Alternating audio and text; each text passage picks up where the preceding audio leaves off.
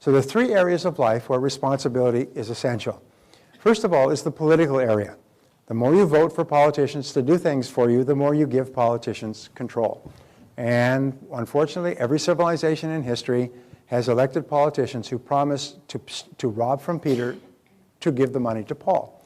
And as they say, when someone promises to rob Peter and pay Paul, they will always have the support of Paul. Okay? And basically, this is modern politics in the Western world today. Japan has almost collapsed on this. Most of the other Western countries are in a state of bankruptcy or collapse because the politicians are too weak not to give people what they want, which is free money. So whenever you vote for somebody who promises to give free money to other groups, remember, they're going to get it from you. And what happens is the less money you have, the less power you have over your own life. The second area has to do with the economic world. The economic world is where you become an economic adult. As an economic adult, you take charge of your own career. You make your own career decisions. You don't hope that somebody else will give you a job and a place to sit and tell you what to do and what not to do. You see yourself as self-employed. You see yourself as in charge of your own personal career. I write on this on a regular basis. I do books and articles on it because there's so many people going through unemployment. And what they do is they go hat in hand and they say, please hire me. Please give me a place out of the cold. Please give me money for something, please. And instead of taking charge of their lives, they look upon someone out there who's supposed to be responsible for them. And this just makes you a child. And you switch the childhood focus from your parents to your boss, and your boss becomes your new parent. And the third area is health and wellness. As many of us do not take good care of our bodies, we expect the doctor to take care of us once we become sick. If there were no doctors, or if you were in a place where doctors were very hard to come by, you'd probably take much better care of your health. But responsibility, taking charge of your life, is very important because there's a direct link between responsibility and self-esteem. Is the more responsibility you accept, the more you like yourself and the more powerful you feel. The more you blame your problems on other people, the weaker you feel and the less you like yourself. The two go down in tandem. High responsibility, high self-esteem. Low responsibility, low self-esteem. Low self-confidence, low potential for realizing all that's possible for you. So we say the important key is this. You are always free to choose the quality of your emotional life. You're always free to choose the quality of your emotional life, your physical life, and your financial life. Now this is quite a remarkable thing. It's your choice. Barbara and I realized this many years ago. Our daughter, Christina, confronted us and said, you know, she was under 13, 14, attractive, blonde, beautiful girl. Fathers have a sort of a soft spot for their daughters because fathers spend the first half of their lifetimes trying to get other people's daughters to do what we try to talk our daughters out of doing for the second half of our lifetime. And so we know that boys are no damn good. And so we're trying to protect Christina. And she sat us down and she lectured to us like we had been brought home from the home and we were just being lectured to as not very intelligent adults. She said, look, you can't watch me all the time. So I was setting up all these boundaries and markers and do this and you must call me here and everything else.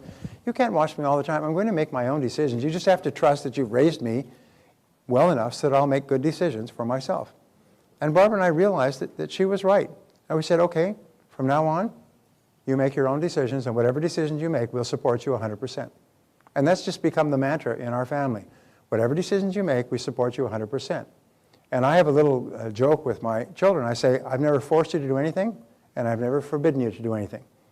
And they have to agree. I've never forced you, you must do this, and I've never forbidden you, you cannot do that. Unless, of course, they want to spend enormous amounts of my money, in which case we just have to have a longer conversation. But I've always encouraged them to make their own decisions. And I've not always agreed with their decisions, but I always back them 100%. And most of the decisions that they've made have turned out to be very good decisions. It's amazing how good their decisions are when they are responsible for making their own decisions. And wouldn't you agree with that? Would you agree? Okay. My son is here, and he told me not to call him out, so I won't mention. So I won't mention that he's here. I won't mention that my son is here. He could be sitting right next to you. You never know which one he is in this room. All right, so you're always free to choose the quality. You're always free to make your own decisions, and that's important. You mean I can make my own decisions? Yes, you can make your own decisions. When I was growing up, I was always told, do this, do that, do this, do that, and I hated it. And so in my family, everybody's encouraged to make their own decisions, and my deal is whatever decision you make, I back you 100%. And there's nothing more wonderful, I think, than for people to know that the important people in their lives back them 100%. Does that mean that you always make good decisions? No, but you always know that you're backed 100%. And you know that if it's your decision and it doesn't work out, they'll change that decision very fast. They will reverse themselves very quickly if it's their decision. So here's eliminating negative emotions. Now this graph, I've actually managed to get it mounted in PowerPoint so I don't have to write it out. Negative emotions, we say that this is responsible and this is irresponsible. And everybody is on a graph somewhere in between these two. You're either irresponsible is you see everybody else is responsible for your life, or you're totally responsible. The top 10% of people are totally responsible. These are leaders. And you can be a leader without followers. You can be a leader without a staff. A leader is a person who behaves like a leader, and a leader is someone who takes total responsibility. Now, the more responsibility you accept, the more control you feel you have over your life. Not only physical and financial control, but emotional control. You feel you are in charge, and the more control you have, the more freedom you have. If you were to ask people why they want to start their own business, why they want a lot of money, if you ask them over and over again, the final question they will always give you is to be free. We all want to be free. We love freedom. No human being has ever said, I have too much freedom, please take some away from me. There are politicians who believe that members of the voting public have too much freedom, and they believe that they have been elected to take that freedom away by taxes and regulation. But there's never a person who says, I have too much freedom, please tax away my income, please regulate me and constrain my behavior so that I do things that you think are good for me. When you put it like that, nobody would ever say that. And yet, this is one of the great dilemmas of the day. So the more responsibility you accept, the more control you have, the greater freedom you have. And the greater freedom you have, the more positive emotions you have. So there's a direct one-to-one link between responsibility and control, freedom, and positive emotions.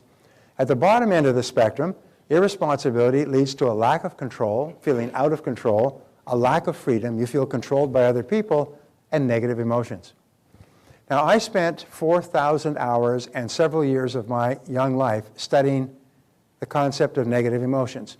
This is some of the most important work that has ever been done based on people all over the world, because the only thing that stands between you and a fabulous life are negative emotions, fear and negative emotions. If you have no negative emotions, since nature abhors a vacuum, what will your mind be filled with? If you have no negative emotions, the mind does not remain empty. What does it fill with? It fills with positive emotions of love and happiness and joy and exhilaration. So the great business of life is to eliminate negative emotions. And eliminating negative emotions is the key to unlocking the power of your subconscious and superconscious minds. So how do we do that? Well, I figured out how. And it works like a damn. So we say here, the negative emotion tree. Now this is my creation. The negative emotion tree is something that I designed. And in the negative emotion tree, what you have, let's say this is the negative emotion tree that you have here, and then you have the trunk, and then you have the root system. And here's the ground, all right? Now in the negative emotion tree grow the fruits of the negative emotion tree, which are anger and fear and doubt, and then there is jealousy, the green-eyed monster. Then there's envy. Do you know that envy is the primary motivating force of most modern politics? Is those who have less envy those who have more, and vote for people who promise to take it away from them. And then her twin sister, resentment. Oh, envy and resentment go around together, arm in arm. And then there's self-doubt, and there's all kinds of fears, and there's about 54 negative emotions. And these are sort of like trees. These are like fruits in the trees. So how do you get rid of the negative emotions? Well, we say the first thing you do is you starve the roots. You starve the root system, because if you starve the root system, the tree will shrivel up and die. So there are two essential factors that keep negative emotions, that create them and keep them alive. The first is justification.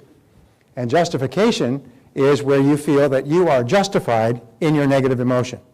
As a matter of fact, justification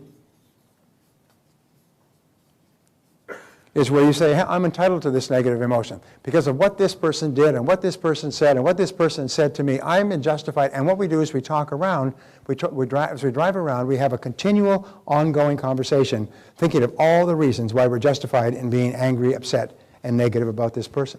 That's all we think about is I'm entitled to this emotion. The other factor that creates negative emotion, is identification.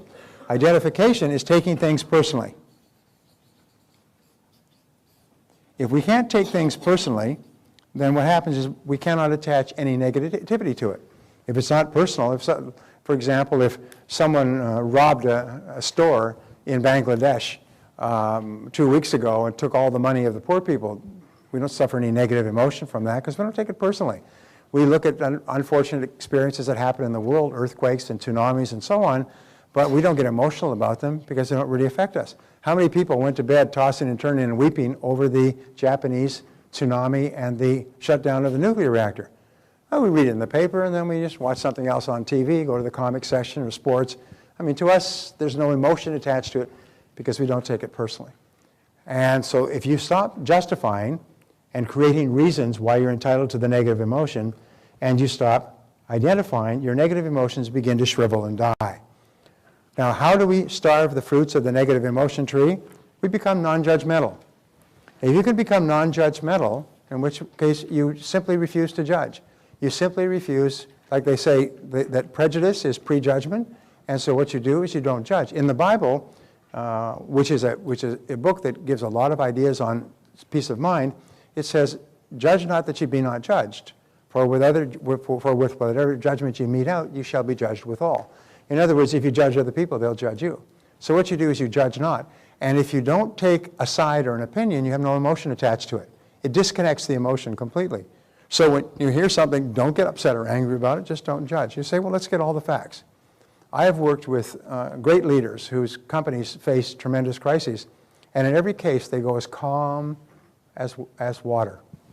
They're calm and they're placid and they don't judge. They say, well, let's see exactly what happened. And so they ask questions. I've written a book on this called, it was going to be called Crunch Time. They called it Crunch Point. But what it basically says is it taught people stop the clock, stay calm, get the facts. And they don't judge, they don't get angry, they don't get upset, they don't get worked up, they stay calm.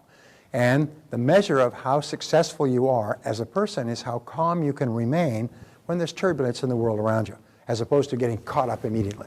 The second thing is identifying, don't take things personally. And so we say here, we become non-judgmental, and second of all, we disidentify, we practice detachment. The entire Buddhist religion, by the way, which affects about 600 million people in the world today, and which has some beautiful precepts, is detachment. It's non-attachment. It's only when we become attached to an outcome, when we become attached to money, when we become attached to a relationship, when we become attached to a job, it's only when we become attached and become emotionally caught up in it that it can cause us any unhappiness or anger or resentment or negativity. That's why it's so important to stand back and detach emotionally so you don't get upset about it. And you say, well, it's just like when you think of things that happened in the past, you say, well, things just happen. Simple as that. Things just happen. And we say that, things just happen. Well, this happened, blah, blah, blah, yeah, well, things happen. You know the old one, rhymes with spit, happens? Yeah, stuff happens. And if you can say that, then you remain calm. Now, here's an interesting point, is calmness is what leads to peace of mind. Calmness is also coextensive with self-esteem, self-confidence, effectiveness, creativity. When you become emotionally involved in anything, all of your creative, your higher mental powers shut down and you revert to fight or flight, your limbic system, fear, anger, and so on. As long as you become emotionally involved, you cannot think clearly. There's a line from Francis Bacon, it says, where it maketh a man who can in no way be true to his own ends. In other words, we get so excited. So the key is to stay calm. That's why they say, take a deep breath, count to 10, stay calm, detach, get the facts, don't get upset, don't get involved. Well, this is how we starve the negative emotions. You'll find that people who have no negative emotions are much calmer and much more positive than others. However, there's something even better, and that is the key to ridding yourself of negative emotions is to cut down the trunk of the tree. is to cut down the trunk of the tree, which is blame. And blame lies at the root of 99% of negative emotions. Is we find that if this is blame, we cut down the tree. And it's almost as if these negative emotions were lights in a Christmas tree, and the Christmas tree is plugged into the wall. Is if you unplug a Christmas tree light from the wall, what happens to all the lights simultaneously? They all go out. And when you stop blaming, all your negative emotions stop. And for as long as you're not blaming, your negative emotions stop. You have no negative emotions. And at that moment, your mind starts to fill with positive emotions. So how do we stop blaming? Well, this is so simple and so powerful that is literally, for me, it's life-changing. I still have to use it every day, because is your life full of difficult people and reversals and unexpected setbacks? Of course it is. So the only question is not what happens. You can't change that. You can change how you respond, your response ability. So nothing and no one makes you angry. There is no anger or negativity in a situation by itself. It has no emotion attached to it any more than a rock does. Is all emotion in a situation is emotion that you put into that situation by the way you interpret it to yourself, by the way you justify or identify or blame. So eliminating blame and negative emotions, eliminate them by using the law of substitution. And the law of substitution says replace the blame thought with this affirmation, I am responsible. Now this seems so simple, and yet I still think about it and use it every day, is that it's impossible to blame. It's impossible to accept responsibility and to blame at the same time. The one cancels the other. So it's impossible to be negative and accept responsibility. It's impossible to not feel empowered when you accept responsibility. So say these words. Say, I am responsible. I am responsible. Now I want you to think of any negative experience in your life that still causes you any anger, upset, unhappiness, and just say instead, I am responsible. Just think to yourself, I am responsible, I am responsible. Now, what I learned, which had such an impact on my mind, is that we rationalize. By rationalize, is we use our mind to think of all kinds of reasons why we are entitled to our negative emotions. So what we do instead is we use our mind to cancel negative emotions and to think of reasons why we should not have them. And instead of using our minds against ourselves, but by committing emotional hara-kiri, where you slice your gut and plunge the knife into yourself and make yourself unhappy and miserable, what you do is you use your mind to eliminate the expression of negative emotions. So if you think of any negative experience in your life, you just simply say, wait a minute, I am responsible. I am responsible. And then you think, in what way am I responsible? In what ways am I responsible? If you're dealing with a negative situation that you've had for a long time, the first time I recommend this to you, it's very hard, because you have fallen in love with your negativity. And you don't want me talking it out of you. Come, give me that. Because people don't want to give up their negativity. And so you're going to have to play with this idea and say, wait a minute, let's say you had a lousy relationship and the person treated you very, very badly and it ended with awful divorce and emotional stress and so on and so forth. What you do is you say, wait a minute, I'm responsible. I am responsible. Now, how and in what way could I possibly be responsible? Well, I got myself into the situation. I married the person. When it was clear it wasn't going to work out, I stayed in the situation. In fact, even before I got married, I knew that this was not a good idea, but I did it anyway because my mother expected me to. And we'd already sent out the invitations. And I could have gotten out. 38% of people who get married say that if it were not for all the people coming, they'd already changed their mind. 38% of people realize they would have changed their mind. I had this great experience. I was taking a taxi to the airport, and I said to the taxi driver, I said, please take me to the airport. He said, where are you off to? I said, well, I'm off to Vancouver. He said, well, it's nice to pick up somebody who knows where they're going. And I said, really? He said, yeah. He said, I had a fare last night. It was really interesting. He said, I was called by this woman to come to this home and pick her up, but I was supposed to go around in the alley in the back and wait, and the passenger would come out. So I drove, I found the address, and there were cars up and down both sides of the street, the lights on, a big party going on. It was in the summer. And people all over the place having a great time. And so I said, well, he went around the block and he stopped in the alley. And he waited. About 5 or 10 minutes later, this woman came running out, threw her suitcases into the car and said, take me to the airport. And he said, great. And he started off the airport and he said, where are you off to? She said, first plane out in whatever direction. She said, I don't care. And he said, really? He said, I've never had that before. He said, well, you see all those people back there? She said, that was my wedding reception. I just got married this afternoon, and I knew I shouldn't be marrying that guy. And I got home and I sat undressing, changing her clothes after the wedding. She sat in my room and said, my God, what a mistake I've made. This is really stupid. She said, I'm getting out of here before it goes any further. She said, take me to the airport. I'm taking the first plane out in either direction. And she did. And 38% of people who get married think that way. This is by the marriage counselors, by the way, who counsel couples. They find about 38% on average, based on a study of 100,000 counseled couples, decide not to get married because they're caught up. My point is this, is if you had a bad business deal, who got you into it? Did you go into it yourself? Did you make the decision yourself? Did you make the choice? Did you have some misgivings but you kept on going, or did you not find out enough information? In other words, use this brilliant mind of yours to think of all the reasons why you are responsible. And as you do that, you'll find the negativity begins to fall away. And you stop being negative about the other person. You say, hey, I'm an adult. I made some bad decisions. That was really dumb. And then start telling yourself, that was a dumb decision. I was really stupid to do that. If I had done more research or I thought about it, or I listened to my intuition and so on, now you're using your mind to keep yourself calm and positive and clear. And you keep saying, hey, I am responsible. I am responsible. And as you say, I am responsible, you jerk the plug on the negative emotion tree and all your negative emotions stop. If you're having trouble sleeping, just keep saying to yourself, I am responsible, I am responsible, I am responsible. Having trouble when you're driving around thinking about something you're mad at, just keep saying, I am responsible, and find reasons why you are. And as you focus, because your mind can only think of one thing at a time, as you think of the reasons why you might be responsible in this situation, your negative emotions stop. And eventually they just stop completely and they don't come back.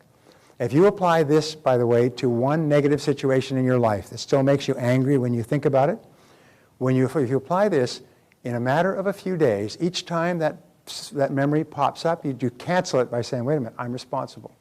Within a few days, it'll stop popping up and it eventually die away. And you'll say, I haven't thought about that situation for 2 or 3 weeks. And when it pops up, you just slap it down like whack-a-mole. You just slap it down and say, wait a minute, I'm responsible. It stops again. And soon, it's gone forever. And a situation that would have you churning and tossing and turning and up at night, within a very few days, it's gone forever. It never comes back. It's like a fire that dies away and goes stone cold. No matter how much fuel you put on it now, no matter how much you think about it, there's no emotion left. You can think about it in complete calmness. You can think about the person, even meet the person, even recall the situation, but there's no emotion. You've detached from the negative emotions. There's no emotion to it. And this is the key, because when you unlock the negative emotions, then your whole life begins to explode. So we say responsibility versus blame. Now this is a question that we've had many times. People say, well, when you accept responsibility, isn't that accepting that you're to blame? No, we say that blame always looks backward toward the past and what cannot be changed.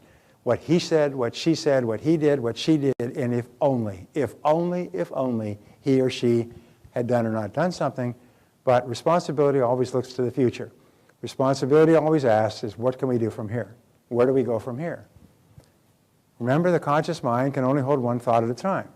If you're thinking about the future and where you're going and what you want to do now, you can't think of the past and what happened, what makes you unhappy. So if thinking about the future makes you happy, gives you a sense of power, gives you a sense of freedom and control, and forces you to think about what you want. There's a wonderful line from Helen Keller where she says, when you turn toward the sunshine, the shadows fall behind you. When you think about what you want and where you're going, all the negative things fall behind you, and you stop thinking about negative things. And if you do something habitually, or if you do something repeatedly over and over again, what do you eventually develop? You develop a habit. So pretty soon you develop the habit of looking on the bright side. Now this is not being Pollyanna-ish or pretending that there are not problems in life.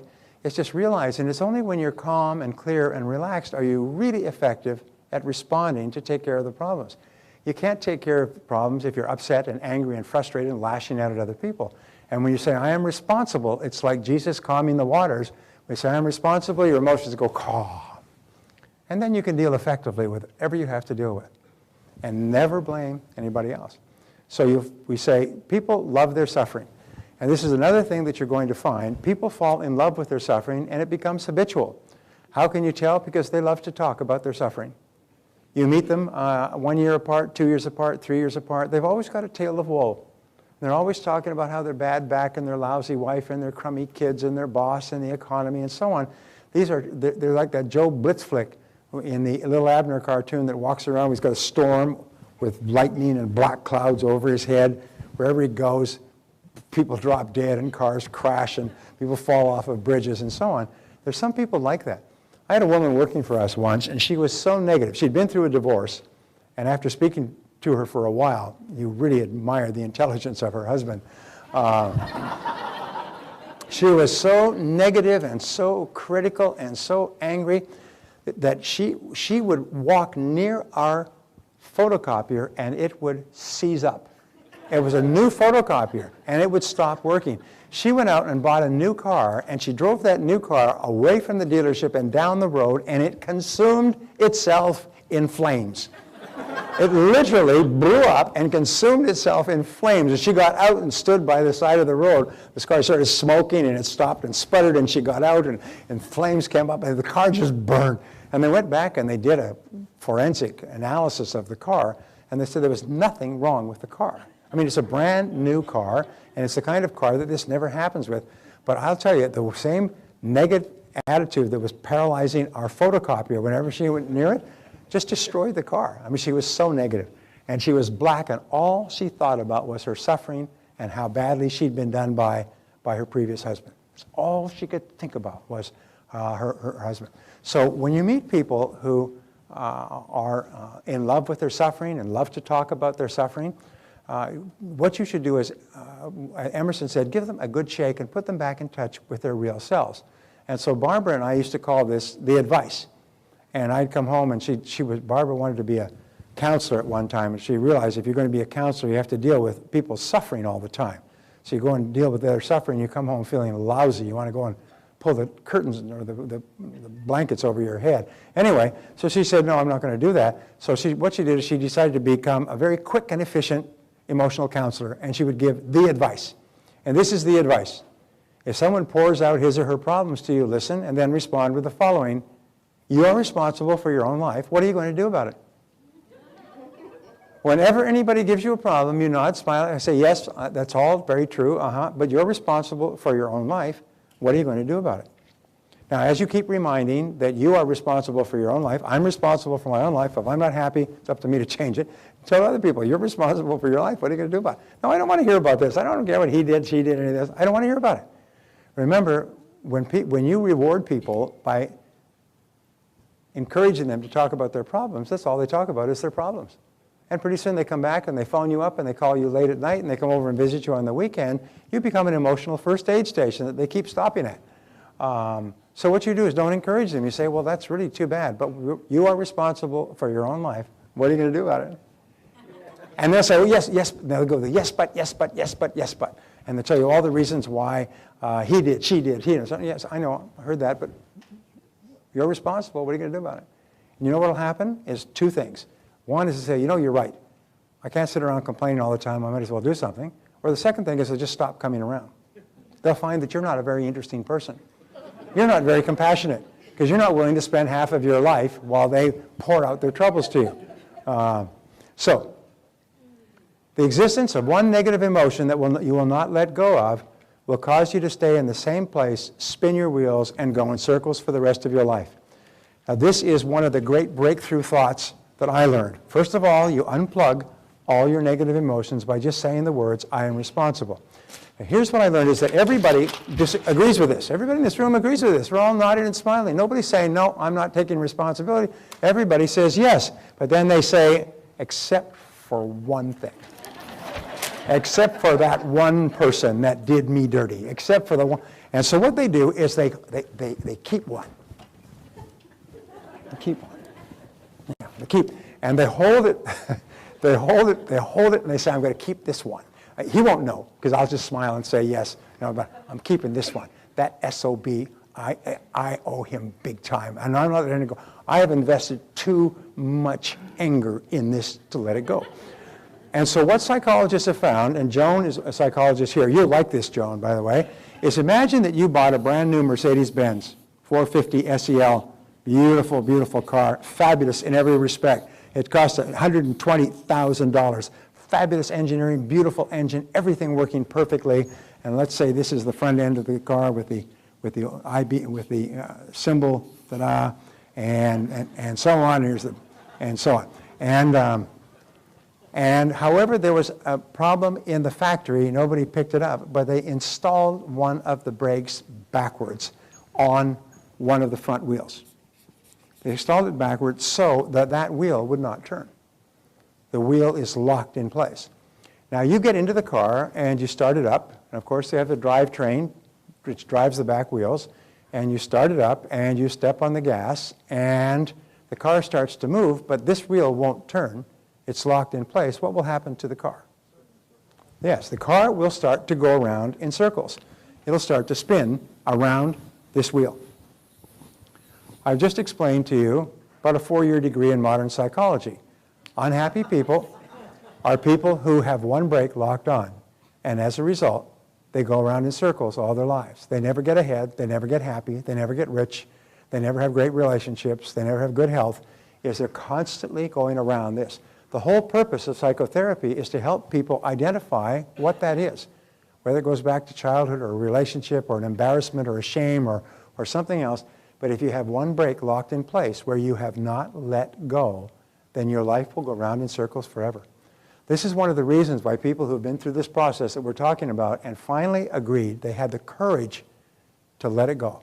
It takes tremendous courage to let something go that was so painful when you were young, but to have the courage to accept responsibility and emotionally walk away from it. The ability to do that sets you free.